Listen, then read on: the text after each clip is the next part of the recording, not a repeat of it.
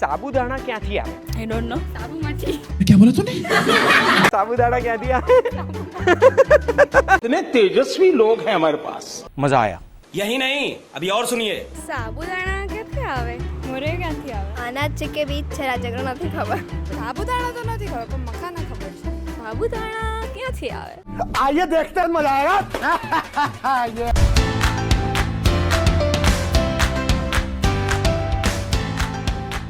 હવે આજે આપણે અમદાવાદમાં લોકોને પૂછવા નીકળીએ કે એમને ફરાળી વિશે ખબર છે કે નહીં, અને ફરાળી એટલે સાબુદાણા, મોરૈયો અને રાજગરા બધા ક્યાંથી આવે છે. એની પહેલાં મારે જોઈએ છે કે હું લોકોને કંઈક પ્રાઇઝ રાખું, કંઈક ઇનામ જેવું કંઈ હોય ને તો લોકોને જવાબ આપવાની મજા આવે. એટલે એ જ ફરાળી વસ્તુઓ આપણે લઈએ છીએ અને લોકોને આપણે જીતાડીશું. તો ચલો જોઈએ કઈ કઈ વસ્તુઓ મળે છે. એ કાકા, ફરાળી ક્યાં છે? આ રહ્યું, આવી જાઓ. આ દરેક આઈટમ છે 5 સ્ટારની. સાબુદાણા, મોરૈયો, રાજગરો, ઝીણો, કકરો, સિંધવ એટલે રોક સોલ્ટ. હવે આમાં સારું શું આવે છે? સૌથી વધારે કઈ વસ્તુ ચાલે છે? આમાં બધું ઉપવાસમાં બધું સારું જ આવે છે 5 તારાનું. આ સાબુદાણા, મોરૈયો, રાજગરો મોટો અને આ રાજગરો કકરો જે છે ને એ શીરા માટે સ્પેશિયલ છે. અને આનું સિંધવ નમક બી સારું આવે છે 5 તારાનું. તો સિંધવ નમક રહેવા દઈએ, પેલી સ્પેશિયલ કીટ જે તમે કહેતા હતા ને એ મારા માટે મંગાવી આપો ને. હા બકા, પેલી સ્પેશિયલ કીટ લાય તો. એટલે આ ઉપવાસ કીટ છે. ઉપવાસની બધી વસ્તુઓ આમાં આવે. વાવ. હા, આમાં દરેક વસ્તુ આવી જાય ઉપવાસની. એ થેન્ક યુ સો મચ. તો એક કામ કરો, આવી મને 10 કીટ આપી દો ને ખાલી. એ 10 કીટ અને 10 કીટ બનાવી આપતો બકા આની.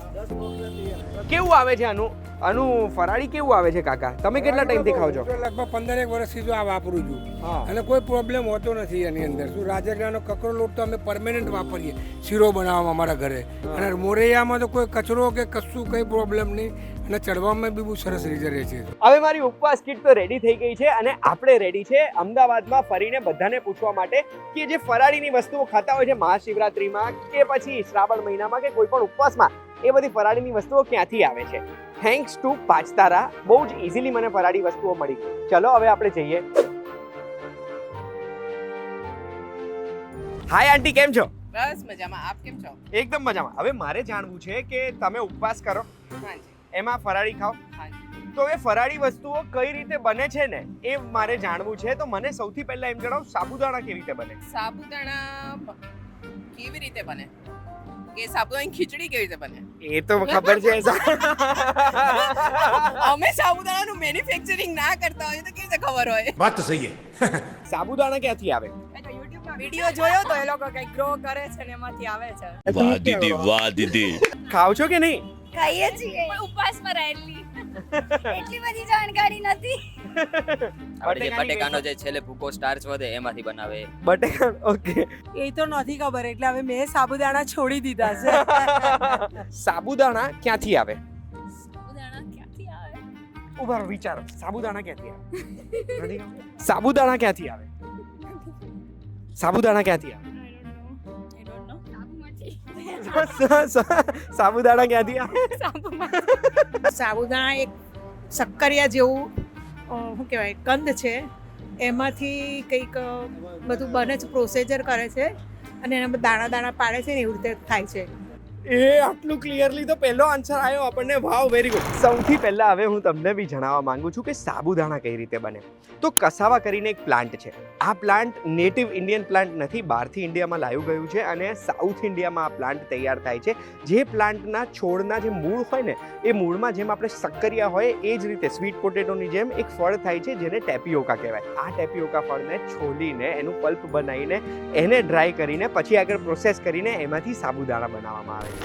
મોરૈયો ક્યાંથી આવે? બનાવતા ને ખાતા જાઓ. મોરમાંથી. ના બોરમાંથી ના આવે તો નોનવેજ થઈ જાય.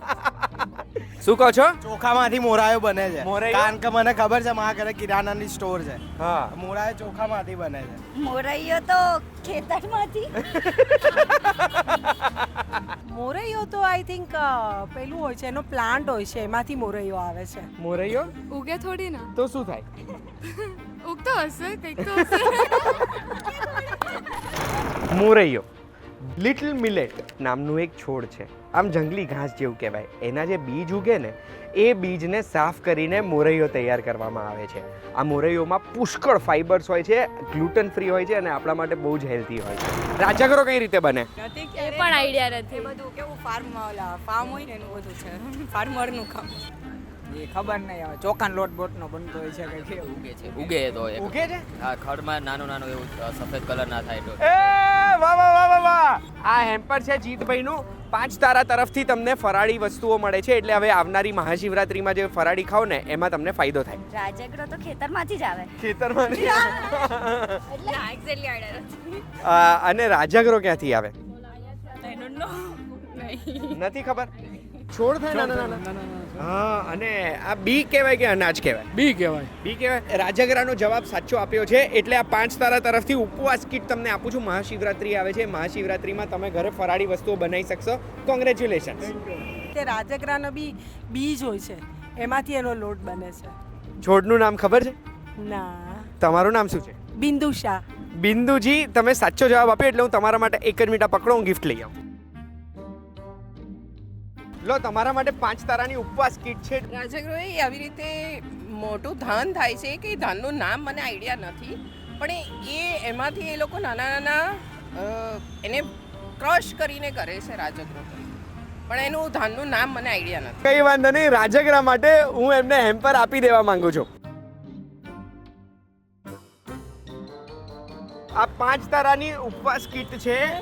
મહાશિવરાત્રી આવે છે ત્યારે બધાના ઘરે ફરાળી બનતું હોય છે, તો એના માટે આ 5 તારાની ઉપવાસ કીટ, જેમાં બધી ફરાળી વસ્તુઓ 5 તારાની તમને મળશે. હવે તમને તો સિક્રેટ કહી દઉં, રાજગરો ક્યાંથી આવે છે. તો એમેરાન્થ કરીને એક પ્લાન્ટ છે, જે પ્લાન્ટના સીડ્સ, એના બીજ હોય ને એ બીજ એ રાજગરાના બીજ કહેવાય, જેને પીસીને રાજગરાનો લોટ તૈયાર કરવામાં આવે છે. તો મખાના ક્યાંથી આવે? ખેતરમાંથી જ. એક જ reply છે. કોઈ વાંધો નહીં, આ હેમ્પર હું તમને નહીં આપી શકું. મને ખબર છે. શું કહો છો, આપી દઉં એમને પ્રાઇસ? આપું? હસમુખા છો તમે બંને. આ 5 તારા ઉપવાસ કરવાના. નેક્સ્ટ ઉપવાસ ક્યારે છે? શિવરાત્રી. શિવરાત્રી શિવરાત્રી હોય, જન્માષ્ટમી, એ બધા પર તો ખાસ કરીએ. ખાસ ઉપવાસ કરો છો તો પછી આ 5 તારા તરફથી તમને ફરાળી કીટ આપી દઉં છું. Congratulation. Thank you so much. એ તો લોટસમાંથી, લોટસ રૂટમાંથી. હા હા હા. વાહ વાહ. મખાના કેવી રીતે આવે? લોટસ સીડ છે. ક્લોઝ છે, પણ આપણે આપી દઈએ. જોડે છે અત્યારે 5 તારાની ઉપવાસ કીટ, અને આન્સર એમ તો સાચા જ આપ્યા છે, એટલે તમારા 5 વચ્ચે 2 ઉપવાસ કીટ ચાલી જશે. જોયું છે કે એવું કંઈક હોય આમ નદી જેવું, ને એમાંથી એ લોકો કાઢતા હોય મખાના, અને પછી સાઉથ સાઈડ વધારે હોય છે.